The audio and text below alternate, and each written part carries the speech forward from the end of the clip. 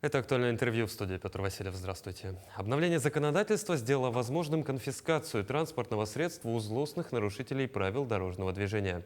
Одним из бесспорно опасных действий в области дорожного движения является езда в состоянии алкогольного опьянения. Каковы последствия подобного поведения водителей на автодорогах и каковы правила предупреждения данного вида нарушений, мы поговорим сегодня. Гость у нас в студии Алексей Харжиков, прокурор отдела по надзору за уголовно-процессуальной и оперативно-розыскной деятельностью правоохранительных органов прокуратуры Республики Саха-Якутия, советник юстиции. Алексей Георгиевич, здравствуйте. Здравствуйте. Предлагаю начать с того, что обсудить, насколько опасно садиться за руль в состоянии алкогольного опьянения, какова статистика ДТП в подобных случаях и тем более совершенных по вине пьяных водителей. Да. Дело в том, что водитель, находящийся в состоянии алкогольного опьянения за рулем, источником потенциальной опасности, он фактически является преступником. Он может в том числе и совершить преступления, в результате которых может наступить гибель пострадавших. Например, в 2023 году водителями, находившимися в состоянии алкогольного опьянения и наркотического, совершено 93 дорожно-транспортных происшествия, в которых погиб 21 человек и получили травмы различной степени тяжести 135. В текущем году таких преступлений зарегистрировано уже 4, в которых погиб 1 человек и получили травмы 4 человека. Ну вот если говорить о статистике, вы сами ее затронули, я думаю, вы отслеживаете на разных уровнях эту статистику. Из года в год эти данные меняются в лучшую или в худшую сторону? Ну вот в связи с этими изменениями, которые были внесены законодателем в части конфискации, мы за 2023 год видим снижение, причем значительное снижение преступлений в данной степени. Например, по состоянию за 2023 год снижение у нас по статье 264 прим. 1, специальная норма Уголовного кодекса Российской Федерации, снижение составило у нас 27%. Ну, я уверен, Алексей Георгиевич, что одна из важнейших задач здесь – это профилактика. Вот какие меры применяются сегодня государством для профилактики данных видов нарушений? Законодателем предусмотрено несколько видов ответственности в зависимости от степени общественной опасности деяния. Например, статьей 12.8 Кодекса об административных правонарушениях Российской Федерации предусмотрена административная ответственность за управление транспортным средством водителем, находящимся в состоянии опьянения, либо передачу управления такому лицу в виде административного штрафа в размере 30 тысяч рублей и лишения права управления на срок до 2 лет. Какова ответственность за управление транспортным средством в состоянии алкогольного опьянения и вот какие изменения в законодательстве вводятся на последнее время? Да, в 2019 году законодателем внесены изменения в статью 264 Уголовного кодекса Российской Федерации. Усилена ответственность за нарушение правил дорожного движения в состоянии опьянения, которое повлекло за собой травмы либо причинение смерти человеку. Максимальное наказание по нему составляет до 15 лет лишения свободы. Кроме того, в 2022 году введен механизм конфискации транспортных средств, как мы уже говорили, в соответствии принадлежащих обвиняемым и использованным при совершении преступлений, предусмотренных статьей 264 прим. 1 и другим статьям Уголовного кодекса. А вот раньше, я так понимаю, конфискации транспортных средств в таких случаях не было или была она? Да, именно законодательно внесено изменение в этой части, что именно по статьям 264 прим. 1, 264 прим. 2 и 264 прим. 3 введена дополнительная ответственность в виде конфискации транспортного средства. А в связи с чем она была введена? Там же, насколько я понимаю, раньше же было еще и либо уголовное наказание, либо Нет, административное. уголовное наказание в любом случае предусмотрено. Кроме внесения уголовного наказания, одним из этих видов является конфискация. А насколько вот она действенна, на ваш взгляд? Я еще раз повторюсь, у нас получается за 2023 год снижение данного вида преступления составило 27%. На наш взгляд, это имеет существенное значение, иначе бы оно не было введено. То есть закон в данном случае тверд, на водителей влияет. Да. А как сама процедура конфискации происходит? Сама процедура конфискации транспортного средства происходит путем наложения ареста. Изначально орган дознания, который расследует данный вид преступлений, он вносит в суд ходатайство об избрании наложения ареста на транспортное средство, после чего судом при рассмотрении уголовного дела в суде выносится окончательное решение, конфисковывать транспортное средство в доход государства. Обжаловать его можно, насколько я понимаю? Да, данное решение, конечно, может быть обжаловано. Есть ли такие прецеденты? Ну, в этой части я сейчас пока не готов ответить, но дело в том, что у нас есть уже вступившее в законную силу решение. Более того, у нас постановлением Пленума Верховного Суда Российской Федерации внесены дополнения в декабре 2023 года, в соответствии с которым у нас получается общее имущество, находящееся в общей совместной собственности супругов, тоже считается принадлежащим обвиняемого и тоже может быть конфисковано. То есть даже если у Если- владельцев Если автомобиля транспортное несколько. средство оформлено на супругу, оно тоже будет конфисковано. А если автомобиль, в который попал в ДТП, а водитель за рулем не был владельцем этого ДТП? Не был владельцем этого автомобиля?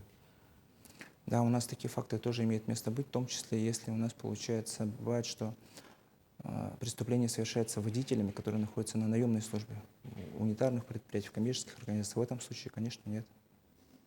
А даже если, допустим, этот автомобиль является одним единственным транспортным средством в семье, тоже его конфискуют? Да. То есть ну, как бы без шансов. Да. У нас получается, в соответствии с постановлением Пленума, принадлежащим обвиняемому считается имущество, находящееся в его собственности, а также общей собственности обвиняемого и других лиц, в том числе совместной собственности супругов. Мгм. Алексей Георгиевич, а как поступать, если, допустим, за рулем находится мигрант? И, по сути, человек, который соблюдает в том числе права другой страны. Вот если он попадает в ДТП, как обстоят Преступления, дела? совершаемые на территории Российской Федерации, ответственность несут в соответствии с законами Российской Федерации, в том числе и в части конфискации транспортного средства. Даже если машина, допустим, зарегистрирована не здесь. Если он является собственником, машина будет конфискована. А у кого еще могут быть тогда конфискованы транспортные средства?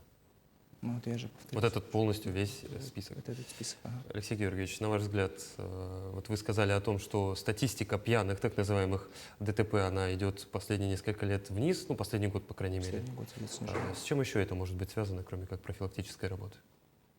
Ни с чем иначе, Ни с чем. кроме как профилактическое сознание. Но в то же время, понимаете, нужно менять, мне кажется, нужна в этой части необходима нам помощь общества, потому что представьте себе, если бы источники повышенной опасности могут быть разные, в том числе огнестрельное оружие, в том числе, получается, у нас транспортное средство. Если гипотетически представить ситуацию, что человек, находящийся в состоянии алкогольного опьянения, начал бы производить выстрелы из ружья в населенной черте населенного пункта, каждый гражданин посчитал бы своим долгом позвонить в правоохранительные органы и сообщить об этом. В нашем случае, если водитель управляет в состоянии алкогольного опьянения, это тоже источник повышенной общественной опасности. Он также может быть потенциальным убийцей. То, что он совершит. В случае, если когда производится выстрел из оружия, окружающие видят и понимают, что что-то происходит непонятное, они предупреждены, они могут принять какие-то меры по спасению своих жизней. В том случае, когда идут машины в потоке, окружающие мы же не знаем, в состоянии опьянения этот человек находится или нет. И, по сути, мы лишены даже способности, возможности каким-то образом попытаться спасти свою жизнь. Это более опасно. Поэтому в этой части у нас население желательно бы, конечно, чтобы оно свое меняло понимание ответственности. И в каждом случае это правильно. У нас бывают факты, когда и супруга звонит, говорит, что вот мой муж в состоянии алкогольного опьянения выехал, пожалуйста, примите меры, он меня не послушал. Конечно, такие привлекаются к административной ответственности. Это правильная позиция, потому что предотвращая тем самым правонарушение, возможно, что он бы поехал и совершил дорожно-транспортное происшествие, в том числе вот с летальным исходом для других лиц. Алексей Георгиевич, вот мы с вами сегодня большой блок посвятили нарушениям и наказаниям за вождение в пьяном виде. А вот в каких ситуациях еще могут конфисковать автомобиль у владельца? Допустим, если даже авария совершилась в трезвом виде или же за многократное нарушение правил дорожного движения? Но у нас транспортное средство и вообще имущество может конфисковываться, арестовываться в случае, если оно вот преступным путем или является орудием преступления. В этом случае по всем статьям Уголовного кодекса имущество, добытое преступным путем, либо использовано в качестве предмета оружия, может быть конфисковано судом. Ну и, насколько я понимаю, за определенные долги перед государством. Ну, Если, допустим, это имущество признанным конфискацией приставами. Ну да, это уже в порядке гражданского судопроизводства. В том случае, если на имущество у лица есть какие-то долги, в этом случае, конечно, службой судебных приставов может быть наложен арест. Но это к уголовному процессу отношения прямого не имеет. Алексей Георгиевич, ну вот как советник юстиции, как считаете, какие еще необходимы меры для того, чтобы пьяных ДТП на дорогах нашей республики, вообще нашего государства стало меньше? Но в настоящее время законодательно, в принципе, сделаны все меры, то есть вообще полностью получается, если мы анализируем, смотрим, у нас получается изначально начиная просто с административной ответственности, то есть законодатель изначально предусматривался просто административная ответственность за управление транспортным средством в состоянии алкогольного опьянения. В последующем законодатель посмотрел, что эти меры недейственны, что у нас продолжаются эти преступления. В том числе, помните, уже у нас блогеры были такие, которые демонстративно совершали одно и то же правонарушение неоднократно. В связи с чем законодательно была введена ответственность по 264 прим. 1 в 2014 году. Вместе с тем опять показало, что ситуация не исправляется. Некоторые несознательно граждане бравируют тем, что они неоднократно привлекаются к уголовной ответственности, не понимают причины и следствия своих поступков. В связи с чем у нас в 2019 году вот, после ряда резонансных смертельных ДТП в состоянии алкогольного опьянения ужесточена ответственность же, в том числе по 264 статье Уголовного кодекса Российской Федерации. Их приравняли, по сути, к убийцам, но так и есть фактически, потому что если человек совершает преступление с применением каких-то других орудий, ему максимальное наказание предусмотрено в виде пожизненного, либо 15 лет лишения свободы, либо пожизненное лишение свободы. В этом случае абсолютно ничего не меняется. То же самое лишена жизнь в результате преступного действия лица. Поэтому там тоже предусмотрена уголовная ответственность максимальная по статье 264 до 15 лет лишения свободы. То есть приравняли такую лишение жизни, да, к лишению жизни в результате ДТП. И потом, в последующем, государство опять подумало, что, понимая, что необходимо лишать в том числе и с орудия преступления, вот введена в 2022 году был механизм конфискации транспортного средства. Ну и самое главное в заключении здесь, безусловно, профилактика, которая, я думаю, активно ведется. Да. Вот какие планы на этот год по этому направлению в заключение?